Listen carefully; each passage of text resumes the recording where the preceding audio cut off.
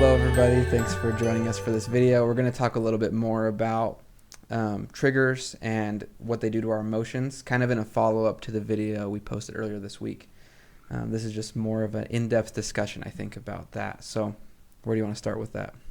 We love the word triggers. What would you say about triggers, Josh? What's a trigger? I think they're trying to get me in hot water is what they're trying to do. I think that as a mental health therapist, one of the things that I see regularly is the use of the word trigger. But it's interesting because I also hear it in my personal life. And I think it's something that probably is utilized more frequently than what the definition actually warrants. I bet you know the definition. You're setting me up. I'm curious, do you guys share that same opinion, or would it be something completely, like, what are your thoughts? I mean, I guess one of the things that I hear is lots of times people use the word trigger when they're just describing something that bugs them, right? Mm-hmm. Oh, here's something that I don't like, I don't prefer, something that just irritated me, and so people use the word trigger. And I don't know that they recognize or even have any awareness that that's not exactly what a trigger is, right? Mm-hmm. A trigger reminds you of something traumatic that's happened. Now, trauma, again, is another one of those overused words. So then we get into this whole discussion of like, what exactly is trauma? Because trauma is really anytime your coping skills are overwhelmed. So, I mean, I guess if we're going to back up, sure, maybe those things do trigger you, but probably not in the sense that we're talking in this video, right? Mm-hmm. In this video, we're talking about actual triggers that remind us of trauma that has happened earlier in our lives, whether that's consciously or subconsciously. Yeah, and how it affects us too. Yeah, I think it's got a big rise in like internet culture, the word trigger, for anything that like increases my emotions. Whether that's it makes me more angry or more sad or more upset, just like, oh, that makes me feel something, that's triggering. Uh-huh. And like Shara said, that's not quite what it means like in a clinical sense or what we're talking about when someone is actually triggered. Yeah, I actually like the definition that you just said with that qualifier there of it being the clinical definition. This is a total side note, but one of the other things that I find comical that may land me in hot water is when people are like, I'm so antisocial. No, you're not. The definition of antisocial means you're probably in jail. We could do a whole episode on words that people use that don't mean what they think they mean. Yeah, so like antisocial, but I think for the purposes of this, the definition of trigger is for a clinical purpose. Yeah. Like this is geared around mental health, right? So the definition, or I wonder who knows the definition here. I guess the way that I like to describe it with the clients that I work with is a trigger is an event that will oftentimes have some type of physiological response. And it can seemingly show up out of nowhere. So you might just be going about your business like normal, and all of a sudden your physiological response ends up being like a really tight chest, or maybe your heart rate increases, or labored breathing, or things like that. And I would bet that doesn't happen to everybody on a regular basis. If I see something about politics that really pushes my buttons, I may not have an increased heart rate, or I might not start sweating. I'm just annoyed, right? But the idea of a clinical-based definition for a trigger is that you're going to have some type of physiological response. And I would probably argue, too, that there would be some type of lack of control in my response to that trigger. Yeah. Would you guys agree with that, or am I like out in left field? Oh, no, totally like a lack of control. You don't have any control over whether your body is having that even response if you want to. Even if you want to. Even if you somewhat prepare yourself for it, your body is still going to have that response. Yeah, I always think of it if something really triggered you, you would be like in a fight or flight or freeze response. You're not just bothered or annoyed by seeing something on TV. If it really triggered you, your nervous system will be activated. You'd be overwhelmed. It feels very out of control and very fight or flight. What do you guys see as perhaps the most common responses to triggers? So when you're working with clients and you're noticing that they experience a trigger, what are like the common responses that you see?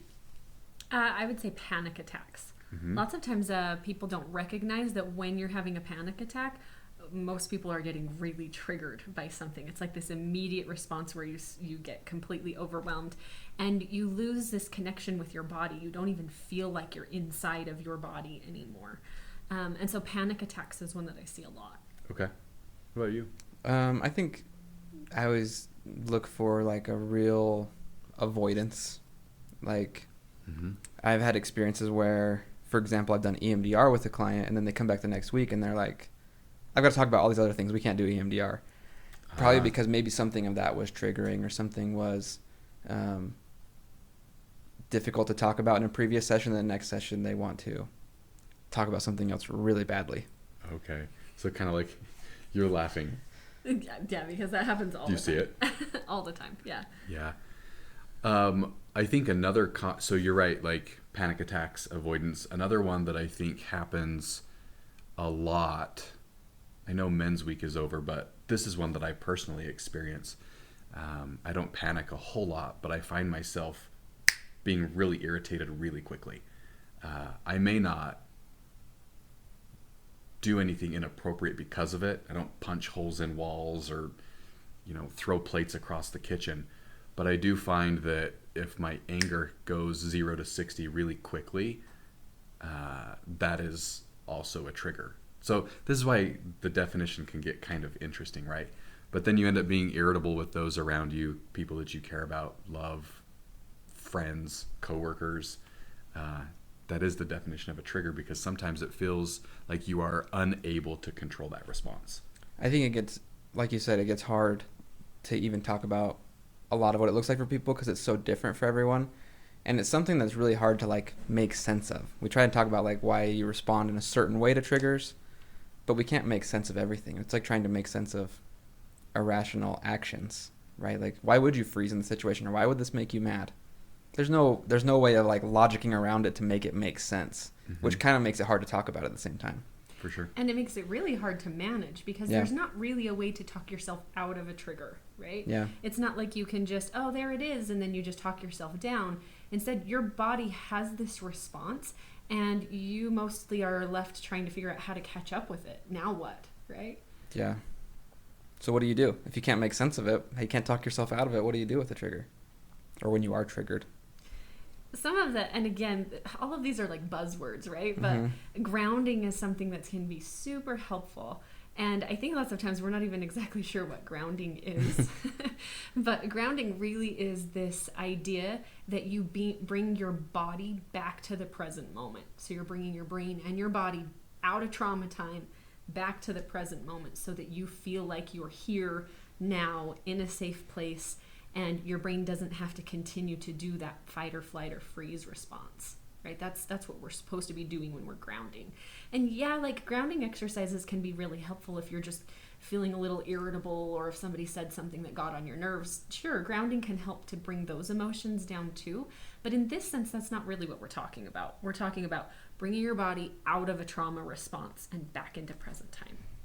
Do you guys, this is something maybe I feel like I've been noticing. I want to see if you agree, but do you feel like the whole world of therapy is like headed in that direction? Everything's mindfulness, grounding, being present. I feel like that's where everything feels like it's going, or has been going. I feel like a lot of it is, and probably rightfully so. Yeah. When you think about a lot of the challenges with daily functioning, it's because our brains are not here. I mean, in any given situation, I could be sitting here talking about triggers, and my mind is thinking about how my wife just texted me saying that my little boy is very grouchy this morning and it's impeding her ability to do things. And now I'm starting to worry, like, do I need to cancel sessions so that I can go home? Right? So here I'm trying to do something. I'm not even here. Right? And so that's why I think rightfully so, the concept is bringing us back to the present moment, because then you're here. And if you're here, you're not wherever. A trigger will oftentimes take you to a flashback or something unpleasant. And then your body responds because it follows where your brain goes, right? Yeah. I think we live in a world that makes it really hard to be present because we occupy all of our free brain time with, well, in my case, YouTube videos and podcasts and music and all of those kind of things. And then when we get triggered, we don't even know how to be present because we've basically taught ourselves to not be present. For sure. Yeah.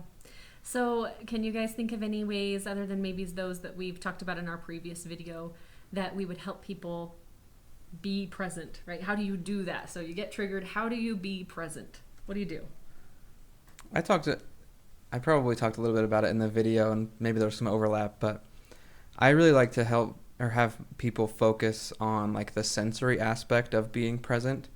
So whether it's like an actual sensory activity, right? I'm going to stick my hands under cold water or something like that. Even like informally doing that. Like if you stop and think, okay, I can feel like my collar touching my neck. I can feel that one of my shoes is tied tighter than the other one. All this stuff I tune out.